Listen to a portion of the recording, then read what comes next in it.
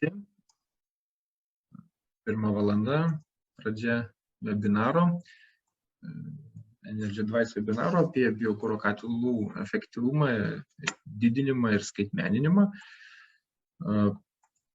Planavo arti 90 dalyvių prisijungti, jungėsi. Trumpai pristatysiu tokią bendrą tvarką, kaip mes čia dirbsime šią valandą ir per tą laiką tikiuosi susijungs likusieji ir pradėsime webinarą. Turite galimybę užduoti klausimą chato sekcijoje, mes tos klausimus jūsų atsakysime webinaro pabaigoje. Webinare dalyvauja Audrius Maminskas, Grigeo technikos ir projektų vykdymo direktorius ir Jonas Kaminskas, Jonavos šilumos tinklų direktorius.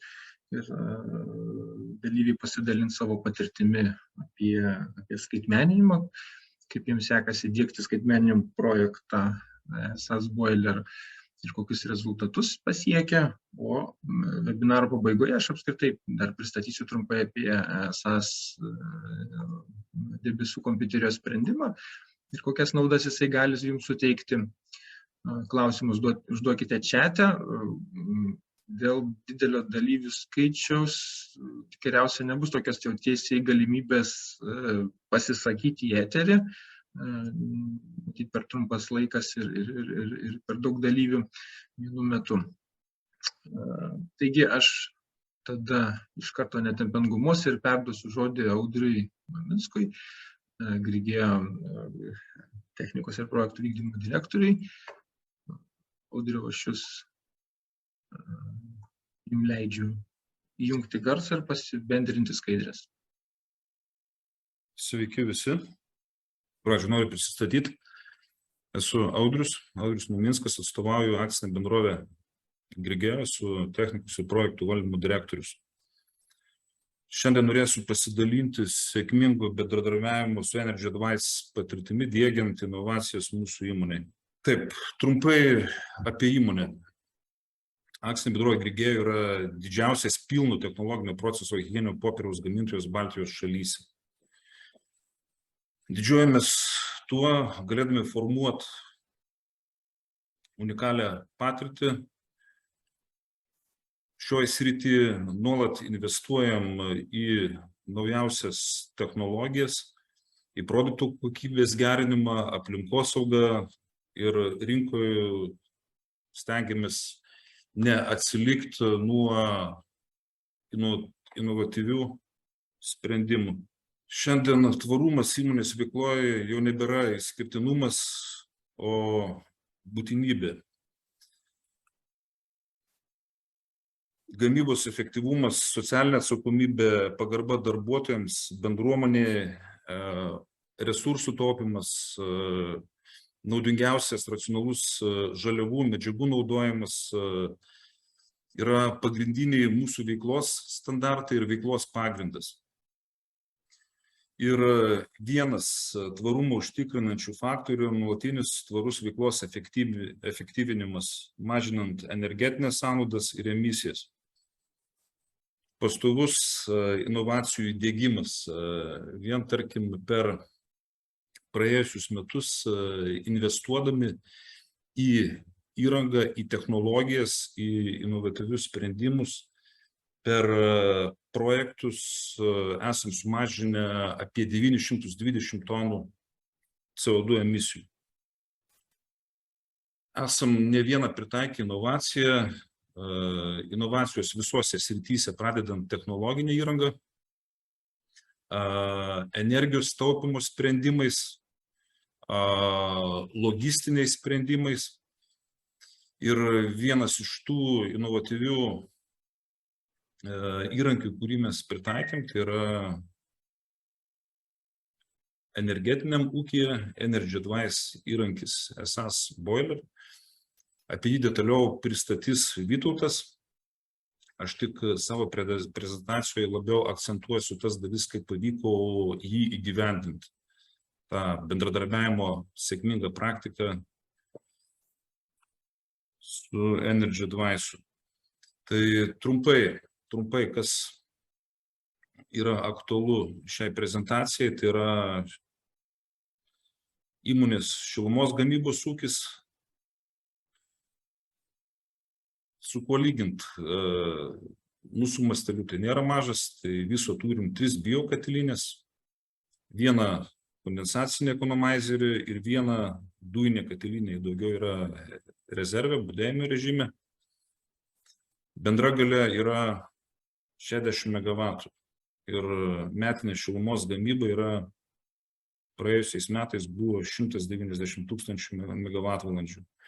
Šilumą gaminam savo reikmėms, tai yra savo turime įmoniai, gamybos procesui, dukteriniams kompanijoms, tai yra irgi gamybos procesui ir šildymui savo bei miestų, parduodami ir miestą.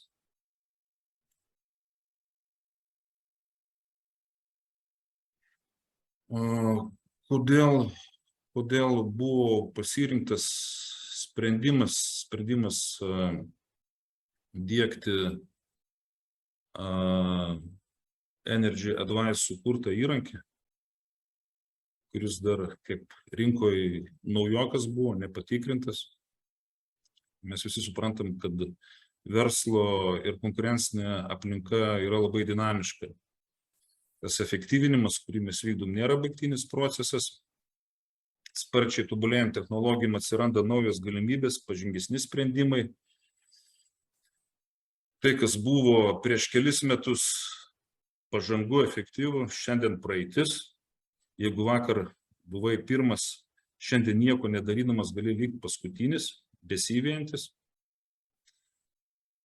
Tarkim, pirma biokatilinė, jau didžioji biokatilinė pas mus buvo pastatyta ir paleista 2011 metais.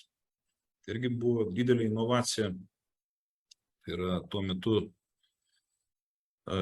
rinkoje su dujiniu garu, iš dujų pagaminta šiluma, tikrai mes nebūtume galėję išlikti. Tai buvo savalaikis sprendimas, kuris leido išlikti ir konkuruoti, bet šiai dienai to maža. Visi žinom energetikos kaštus, kiek kainuoja dujas ar tas pats biokūras.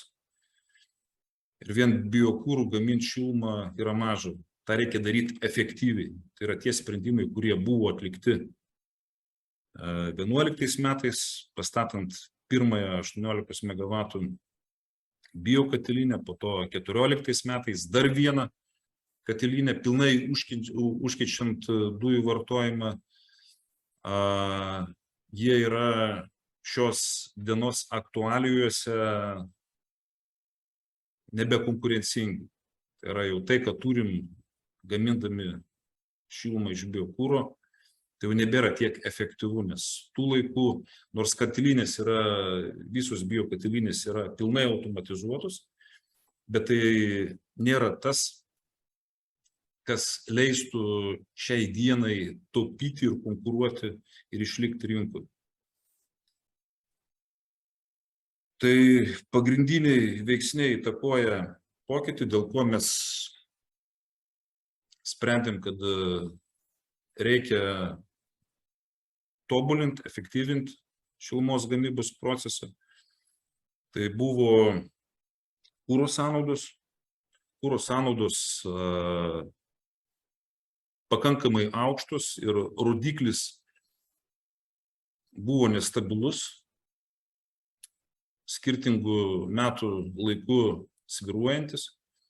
Kadangi, manau, naujienos nepasakysiu, biokūro kokybė pas mus yra kaip labai banguojanti, nestabili, plus žiemos faktorius. Ta situacija mūsų netenkino. Kiekvieną kartą turėdavom derinti žiemą vasarą, toliau priklausomai nuo kuro, kadangi irgi mūsų darbo sąlygos yra specifinės dar tuo, kad apart to, kad biokūrą perkam iš rinkos su svyruojančia kokybė, lygiai taip pat irgi naudojam vietoj deginimui kaip kūrą medienos kapojimo akcijas dukterinės kompanijos, kur irgi labai priklauso nuo medienos kokybės, nuo sezono ir labai stipriai išbalansuoja visą procesą. Tai kiekvieną kartą tenka derintis, prisiderinti, kad kiek įmanoma palaikyti šilumos gamybos procesą optimaliam režimui. To SCADA, to gamintojas negali atlikti. Tai yra, kaip ir minėjau, procesas yra pilnai automatizuotas, bet to nepakanka. Tai yra, jis pakankamai inertiškas, kad reaguoti reikiamų tikslumu siekiant didžiausio NVK, didžiausio išnaudojimo. Plus atlikus energijos vartojimo auditą irgi buvo konstatuota, kad katilinės turi potencialą įdiegus tam tikrus valdymo principus, naudojant Energy Advice įrankį, turi potencialo pagerinti NVK.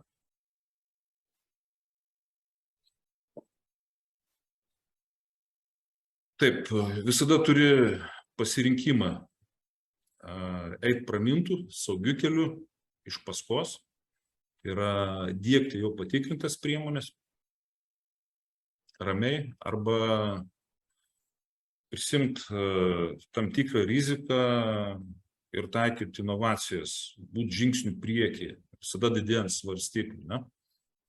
Tai mūsų atveju mes pasirinkom inovaciją su tam tikra rizika, nes Energy Advice produktas buvo šviežias, mūsų atveju visiškai šviežias, kadangi referencijų panašioj gamybiniai srity diegėjai neturėjo. Tai rizika buvo ir klausimai tie patys irgi kilo, kuo mes rizikuojam, kaip pasiseks, ar inžinieriai, Energy Advice inžinieriai, kurie nėra tos srities, nėra šilumos srities specialistai, tos srities kompetencijų neturintis, galės suprasti mūsų darbo specifiką ir galės tuos iškeltus uždavinius, tą iššūkį prisimti. Tai buvo tokių nuogąstavimų, bet sudėjus visus galimus saugiklius buvo priimtas sprendimas eiti tuo keliu, bandyti, nes mes kaip įmonė tikrai ne pirmas kartas, kai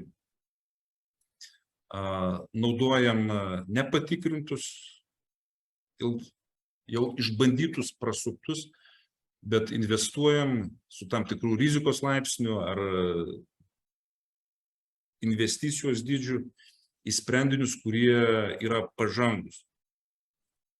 Tai šiuo atveju buvo priimtas sprendimas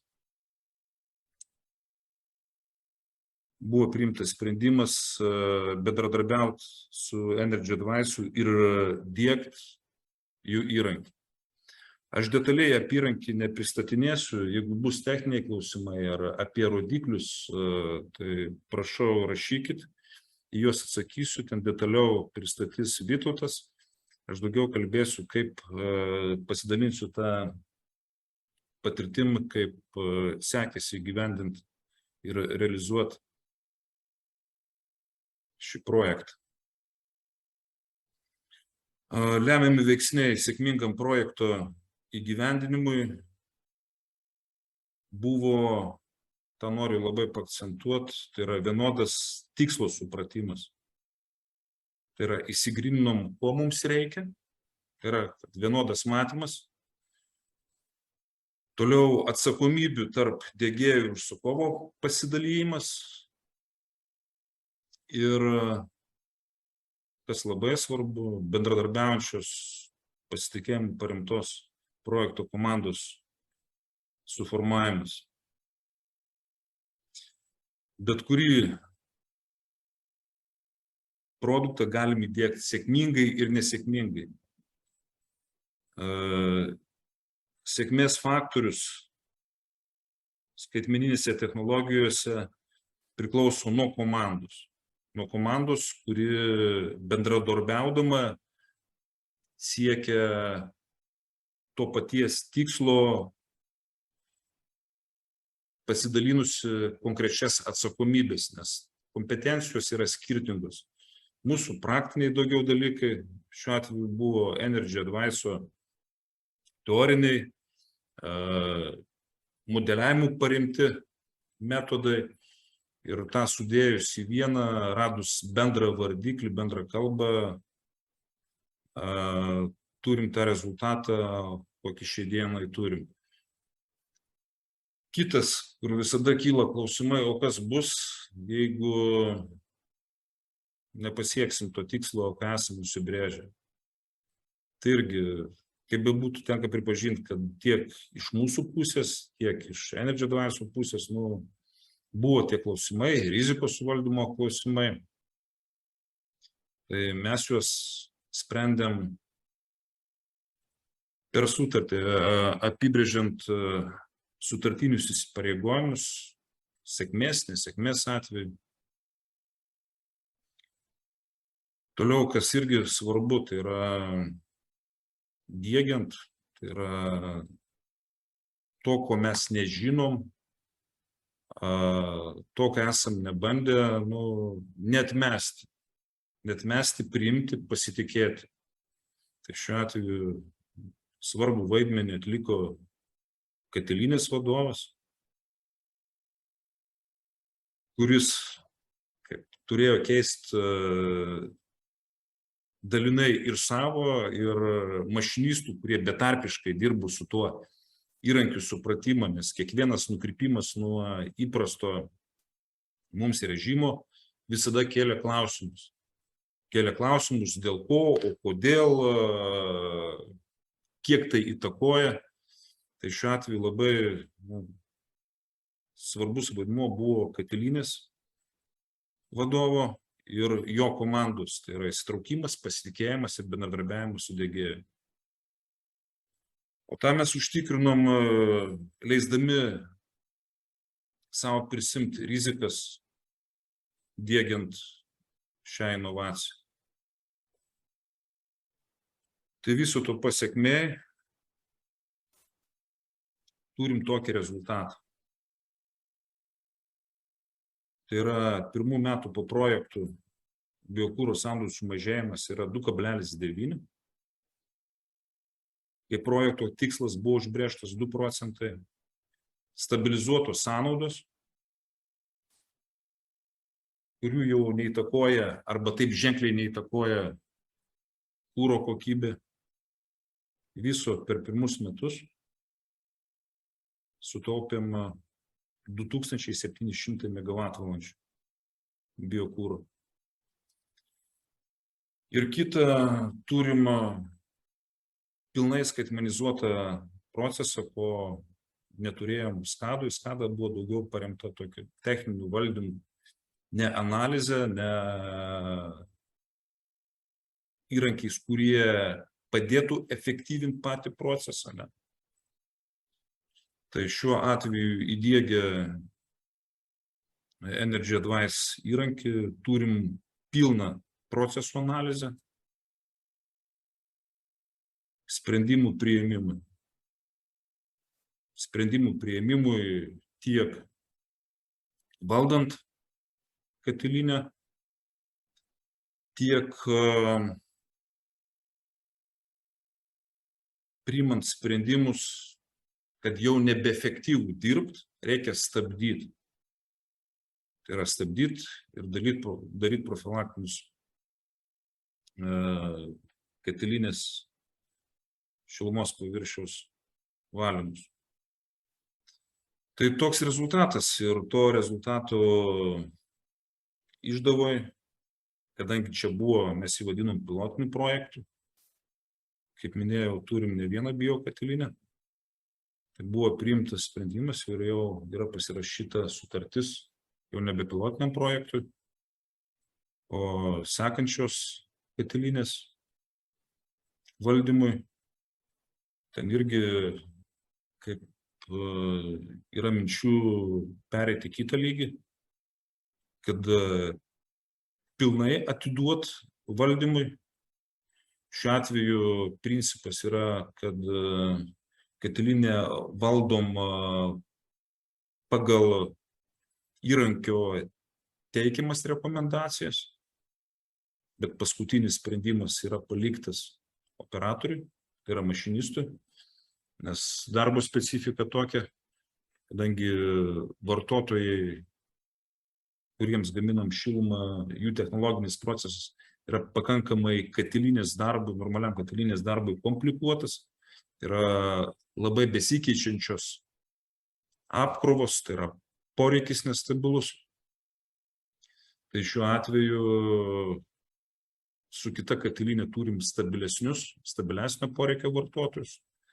Ten planuojam eiti aukščiau, tai yra iki pilno automatizavimo, kad sistema ne tik teikia rekomendacijas, bet ir pati priima sprendimą automatiniam valdymui. Ir Audriau minutę vieną. Taip. Pabaiga. Taip, klausau, Vytautai. Sakau, 1 minutę jums dar, nes kaip ir jau labai... Tai aš sutaupau tą minutę, tai dėkui visiems už dėmesį. Čia daugiau gal toks, kaip buvo, kaip minėjau, tas pristatymas, kaip sekėsi, į ką akcentavomės, dėl ko priėmėm sprendimą ir kas būtina sėkmingam panašaus inovacinio pobūdžio projektų įvykdymui. Techniniai dalykai, jeigu domins, tai yra fakte, kokius rodiklius turim, tai atsakysiu juos, o plačiau apie patį įrankį Vytautas pristatys. Tai dar kartą dėkui visiems už dėmesį. Ačiū, Audriau. Aš, Jonai, paprašysiu jūs jau jungtis į prezentaciją, kol viską susijunginėsi, čia uždavė klausimų keletą. Tomas Pempė klausė dėl kuro rodiklio, kaip pasikeitė, tai jūs jau minėjot, arti 3%. Ir galbūt, Audriau, atsimenate, kokios lyginamosios elektros energijos sąnaudos pas jūs kilovatvalandę elektros, megavatvalandę šilumos prieš ir po įdiegimo?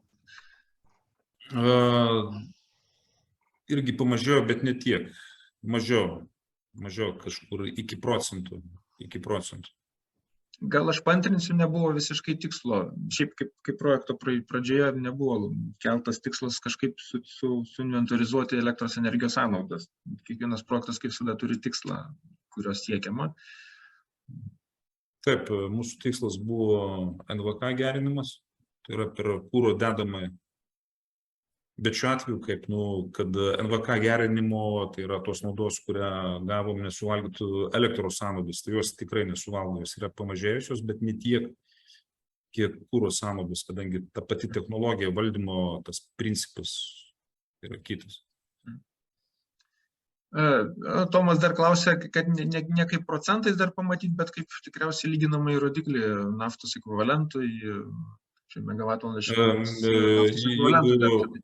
Gal jeigu atsimenat. Taip atsimenu, tai paskutinis dabar, kurį esam pasiekę, yra 1,166 megavatų. Megavatvalandė šilumos. Tai tada dėkui, Audriu, jum. Jeigu klausimų dar bus, rašykite į chato sekciją. Ir dabar kviečiu Joną Kaminską, Innova šilumos tinklų direktorių, pristatyti patirtį. Jonai, jums žodis. Sveiki visi. Aš šiandien pristatysiu temą skirtingo biokuro rūšių deginimo iššūkiai. Tai pagrindė susiję su prievolė deginti SM3 kurą. Kaip tik šiandien jau nusipirkom pirmas partijas SM3D. Aišku, kainos jos panašiai kaip SM2, dar aišku, neaišku, ką atveš. Tai trumpai pradedam. Tai trumpai mūsų ūkis Jonavos šilumos tinklų, aš daugiau kalbėsiu apie biokuro katilus, tai turim 2 katilinės, tai centre, Jonavos miesto centre ir Girelės katilinė, kuri yra pakrašty. Pagrindė šiluma teikiama iš Girelės katilinės ir ten įdiegti 3 katilai, tai vienas 10 MW ir 2 po 5 MW su kondensaciniu 5 MW ekonomizeriu. Katilų projektiniai kūro reikalavimai, kaip matome, yra arti galimybės ir deginti SM3 kūrą. Aišku, turiu pripažinti, kad per visą tą laikotarpį kažkokiu ilgojų periodų SM3 kūro niekad nedeginame.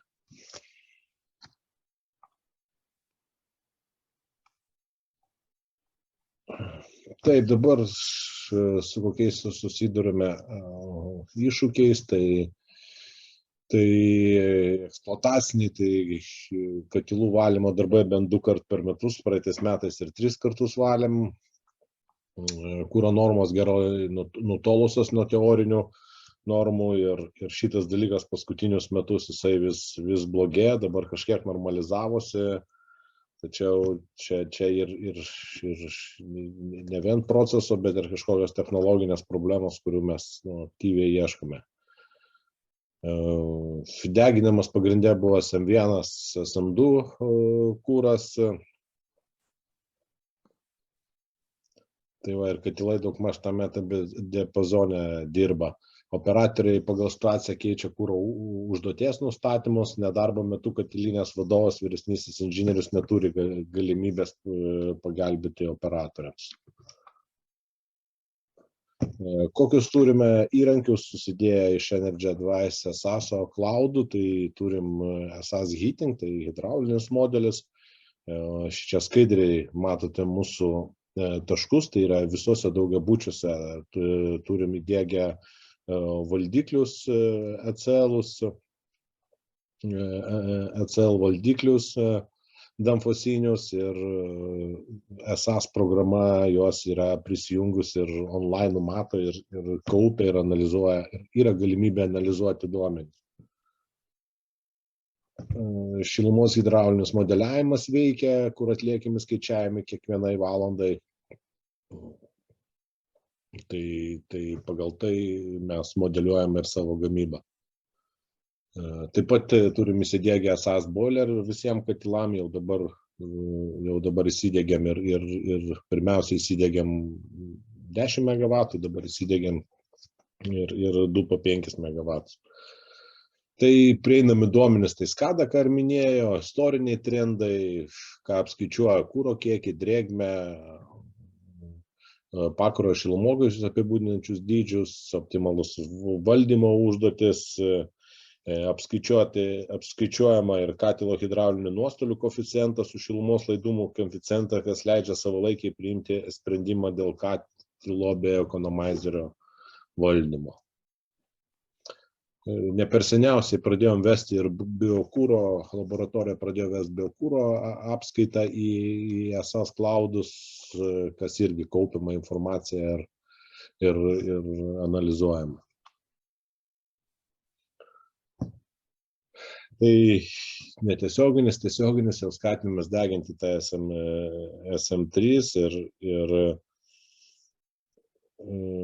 tikslas yra daugiau patikrinti, ar mes galėsime efektyviai deginti tą SM3 kūrą, nes kūras išsiskiria ir dideliu pelengingumu ir drėgme, todėl reikia suprasti SM3 deginimo naudojimo ribojimus. Tai kūro padarėm tokius kūro rūšies vertinimą, tai jeigu 5 MW katilas dirba 5 visų pilnų našumų, deginant skirtingą kūrą, tai jeigu SM3, tai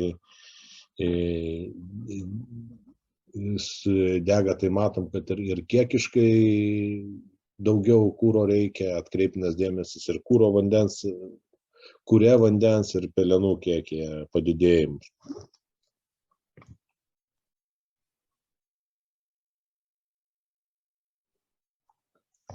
Tai kokios išvados, įžvalgos iš viso šito? Tai pirmoji Arduino zona labiau apkrauta deginant SM3 kūrą, nes kūro kiekis yra ženkliai didesnis. Teorinis skaičiavimas 307 pagal pateiktą praeitą skaidrę. Išgarinus vandenį pirmoje zonoje, kad matom, kad sausos masės kiekis SM3 kūre jisai neženkliai skiriasi. Pelenų kiekis, aišku, ženkliai skirsis. Išgarinimo vandens kiekis pirmoje zonoje taip pat gan ženklus pokytis. Taip, toliau išvados. Tai keičiantis kuro rūšiai turi keistis ir dūmų recirkuliacijos nustatymai pirminio oro kiekis, ypač pirmoje dalyje. Deginant SM3 Arduino pirmoje dalis stums daug didesnį kiekį lyginant su SM1, tai maksimaliai apkraunant katilus, kas reikia daryti ir privalome daryti, aišku, turbūt bus mechaniniai tempimai ir trinties jėgos bus daug didesnės, kas lems ir greitesnį įrangos susidėvėjimą, net subirėjimą. Aišku, jeigu dirbtume mažesnių našumų, tai kaip ir viskas blogai būtų, tačiau tai prarasime tos megavatus, kad atitinkamai naudoti reiks gamtinės dujas, kad daugiau reiks naudoti gamtinių dujų. Tai preliminariai darytina išvada, kad gamintojo nurodyta specifikacija leidžia deginti SM3 kūrą katilui dirbant nepilnu galingumu. Tai dar kad paminėsiu, aišku, mes nebandėm, tai dabar pradėsim deginti SM3.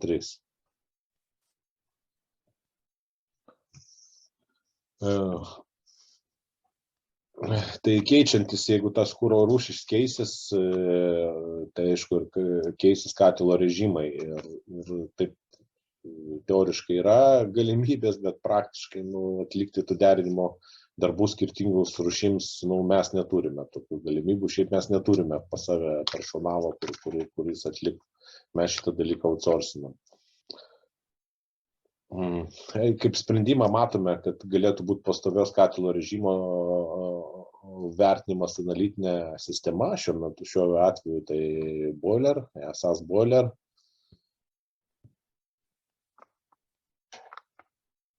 Aišku, čia dar tokios jau gal baigiančios išvados, kad ta kaina didėja biokūro ir ką mes matome, jau savikaina megavato nuo 15 iki 50 eurų ir visos priemonės, inovacijos, jos atsiperkamumas skaičiuojasi daug greičiau ir darom didelės pastangas ir diegiam viską, ką galim, kad suefektyvint katilo darbą suefektyvinti ir aišku, pagaminti daugiau šilumos iš biokūro. Tai ką ir matome dabar, kad ir personalas priema šitos įrankius, aišku, viskam reikalingas laikas ir kol kas mes dar, kaip sakome, dar vis mokomės, bet rezultatai jau yra. Tai trumpai tiek aš. Ačiū, Jonai, jums už pristatymą. Dar čia Audriui klausimas iš Tomo buvo, kai jūs įvardinot 1166 rodiklį, matavimo vienetai to rodiklio, tai jeigu prisiminsit dar rodiklio matavimo vienetus, tada visai Tomas patenkintas. O tada jums leidus, aš šiek tiek pristatysiu pačią platformą. Čia kaip ir buvo minėta dalyvių, visa IT projektų sėkmė vis tiek priklauso nuo įsitraukimo, negali atvykti kaip čia svetimi žmonės ir gamybiniam procese, kaip čia šeimininkauti, vis tiek yra to proceso šeimininkai, kurie šeimininkauja ir apskritai mūsų pastangos, Energy Advice pastangos yra kaip pagalbininkas, kaip platforma, kurioje ir skaitmeninė platforma, kaip įrankis, kaip kastuvas, kurio gali kasti žemę, bet žemę kasti reikės vis tiek jums ir mes, ir jeigu jūs tos žemės nekasite, tai mes, kaip čia juokaujame Energy Advice, nepriversime to daryti. Vis tiek jūs turėsite patys tą daryti, tik tai galėtų būti įrankis, kaip matom, praktiškai abiejais atvejais įvardintas klausimas taip, kad režimai keičiasi ir katilo režiminės kortelės klausimus, katilo perderinimo klausimus tampa aktualus vos ne pastoviai, o jeigu dar pridėkime variacijas biokuro, tai yra pastovus operatorius ir katilinės vadovo darbas. Tai tokiu atveju dėl to esame čia su skaitmeniniu įrankiu. Ir gal taip jau Energy Advice nepristatinėsiu Lietuvoje išsamei, kažkiek girdėta, tikriausiai esam, turime SAS platformą, REPASAM, Electric and Hydraulic programinės įrangas ir kita verslo dalis energijos vartojimo auditai, technologiniai auditai, pramonės įmonėm. Šiandien didesnė dalis yra energetinių įmonių atstovų, tai tame tarp ir energetinių įmonių.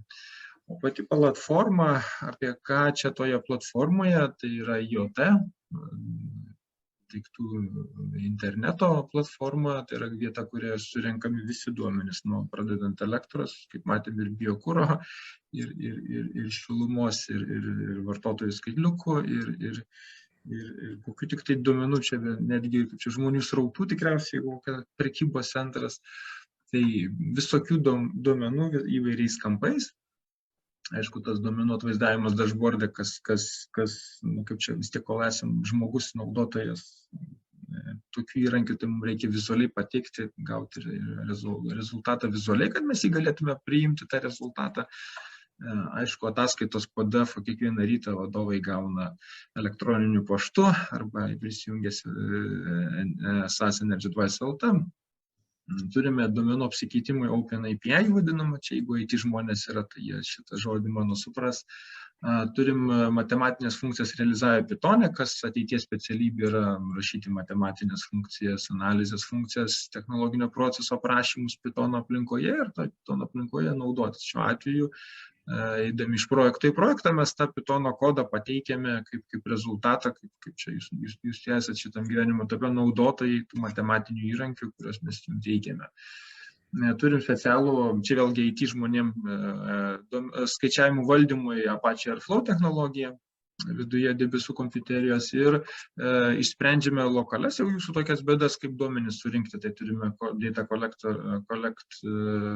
programinį įrangą Energy Advice gamybos, kuris surenka duomenis iš įvairiausių šaltinių ir turime duomenų įrašymo kryptimi galimybę įrašyti valdymo komandas. Tai čia, jeigu duomenų kolektorių analizuosim atskirai, tai protokolų pas mus nėra riba. Labiausiai paplitę pramonės įmonė, industriniai protokolai, tiek MQ, tai ir abitų MQ turim eilių valdymo technologijas, ir duomenų bazai saugojimas, ne tik SQL, bet ir MySQL, bet ir laikinės laiko eilučių duomenų bazės, kas reiškia, kad mes milijonais duomenų vienetų galim per sekundę tiek išsaugoti, tiek nuskaityti.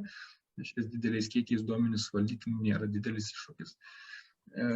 Šiek tiek Audrius pristatymė minėjo, kad antrajam katile yra svarstoma įdiegti ne tik duomenų iš esamos katilos valdymo sistemos duomenų nuskaitimą į informacinę sistemą ir žmogus paduoda, gauna valdymo komandą atgal ir atlieka kuro pirminio oro reguliavimo klausimus, paderinimo klausimus, bet yra galimybė techninė duomenis, tas valdymo komandas jau įrašyti atgal į katilą. Ir ateitis materi yra tokia, kad vis šito vietoj žmogus, kuris priima sprendimus, jam pagalba ir greitaveikos prasme, ir reakcijos prasme jau galėtų padėti įrašyti valdymo komandas. Ir mes šitą technologiją jau esame išbandę. Ir kaip čia veikianti, pasiteisinus ir išdirba pakankamai jau valandų, kad jie būtų galima pasitikėti. O kaip čia pačiam sprendime, tie, kurie nebuvę ankstesniuose susitikimuose, tai aišku, per web prieigą prieinate prie visų savo įrenginių, suskaičiuojame netiesioginiais metodais kuro kaloringumą, NPK, naudingo veiksmo koeficientą, jums gal labiau įprastus rodiklius kaip kuro tonos naftos ekvivalento megavatvalandų šilumos, tokie išvestiniai dydžiai, kurie atbulai apvertus būtų irgi NVK. Ir atskirų katilo komponentų, kaip šilumos paviršių mainų, ventiliatorių įvairių, dažnių keitiklių, dūmsiurbės, recirkuliacijos ventiliatorių, kitų kondensacinių ekonomizeriai, būklės vertinimas kaip toksai, kuris būklės vertinimas yra matematiškai grįstas, reiškia, eliminuoja, pavyzdžiui, ten koks nors drėgmės kuria ypatumus, keičiasi drėgmės kiekis kuria ir dabar čia ekonomizeris blogai dirba dėl to, kad kondensacinis ekonomizeris blogai dirba dėl to, kad sausas kuras, ar dėl to, kad visgi blogai dirba tas ekonomizeris ir užsiteršia paviršiai. Tai dėl to matematinės priemonės fizikiniais modeliais grįsta yra ir leidžia jums aiškiai suprasti priežasties pasekmės grandinę. Aišku, yra optimalios valdymo uždavinys, neribotos galimybė istoriją laikyti ir iš principo apskaitos sensorių kokybės matavimų priemonės. Kaip pavyzdys, buvo katilo vamzdyno valymo pavyzdys, kai skaičiuojame esas boiler du rodiklius, vienas yra hidraulinio pasipriešinimo koeficientas iš ilgai dūmų trakto, kitas yra šilumos mainų koeficiento, šilumos perdavimo koeficiento du rodikliai ir vienas rodiklis šilumos mainų neprastėjo taip stipriai, kiek prastėjo hidraulinio pasipriešinimo koeficientas didėjo ir operatorius ką padaro, sustabdo katilą, katilo nebūtina visiškai ataušinti iki galo, išsivalo vamzdyno trečiąją zoną į dalį ir pagerėja sumažėja hidraulinio pasipriešinimo koeficientas. Štai katilas neilgai trukęs yra, reiškia, dirb gali toliau. Tai kondensacinis ekonomizeris irgi turi savo atskirus mazgus, tokius kaip įvairios temperatūros ir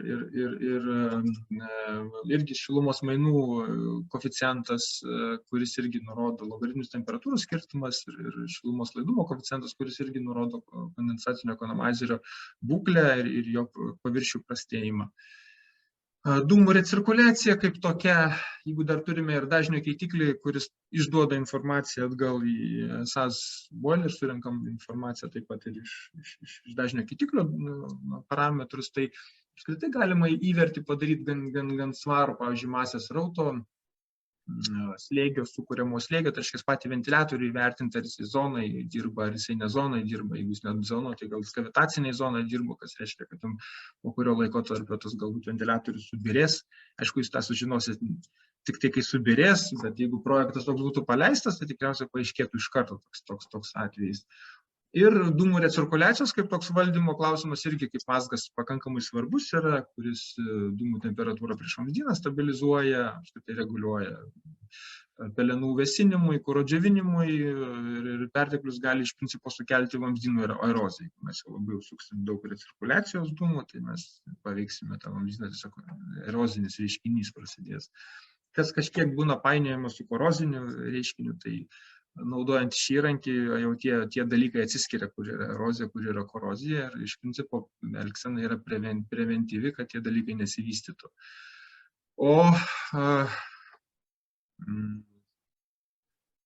Dabar galvoju, tik tai jūs mano skaidrės gerai matote, ne? Langas dingo žalias. Jeigu dūmų temperatūrą stebėsime, tai pavyzdžiui, SAS boilerė atlieka skaičiavimus ir įvertina, kokia degimo produktų, dūmų žodis nelabai tikslus, degimo produktų temperatūra susiformuoja, tai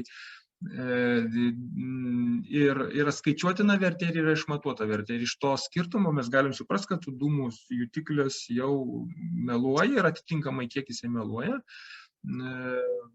Kas pavyzdžiui, čia diagramoje viršuje matosi, kad tuo metu, kai nemeluoja, tai skaičiavimai yra pakankamai pakankamai ir matavimai gerai sutampantis ir netgi dinamikoje pakankamai gerai sutampantis, kas leidžia mums daryti išvadą, kad šiuo metu situacija yra gera. Bet kai tik pradės tie dalykai išsiskirti, tai jau jie išsiskiria, aišku. Ir aišku, mes sukaupėm statistiką, čia toks eksploatacinis momentas vamzdynų erozijos ir susidėvėjimo vertinimui, tai jeigu kaupiam statistiką temperatūrinio skirstinio, kiek valandų dirbta prie kokių temperatūrų. Tai kaip mes tokius projektus iš principo įgyvendinam, tai aišku, surenkam duomenis, inventorizuojam tos duomenis, padarom skaitmeninį modelį ir atiduodam jum valdymo užduotis ir tas visas ataskaitas, jūs iš principo esat servizo naudotojai. Tai nėra, sakykime, taip mes jums neparduodam programos, kurią paskui po metų ar dviejų reikėtų kažkaip atnaujinti. Jūs esat servizo naudotojai, kur servizas, pavyzdžiui, šiuo atveju Grigeo gal 2-3 metai, gal verčiasi naudojasi to servizu, tai prieš karantiną startavo projektas. Tai rūpintis apie programinės įrangos atnaujinimą ar kažkokį kitokį atnaujinimą nereikia. Tai čia yra pridėtinė vertė, kad jums IT kaštai kaip tokie visi atkrenta ir visi rūpešiai su IT dalykais atkrenta, nes viskas yra debesyje. Tai toks debesų kompiuterijos versus IT infrastruktūros turėjimo pas save yra skirtumas. Tai yra labai svarbu, ypatingai tom tokiam įmonėm, kurios yra šiek tiek mažesnės. Ta riba tarp didelės ir mažos, reikėtų kiekvieną sufantazuosim, bet galim suprast kaštų prasme. IT žmonės išlaikyti skirtingų kompetencijų, kurie gebėtų prižiūrėti, yra tam tikri kaštai. Tai taip ir pasibaigė laikas mūsų susitikimo. Tai dėkui susirinkusiems, tikiuosi buvo jums naudinga. Inovacijas dėgiate visgi jūs, žmonės, ir su tom inovacijom gyvenate jūs, o mes esame tik tai tarnai, siekiant bendro tikslo. Tai dėkui jums, ačiū pristačiusiem ir geros dienos iki kitų kartų.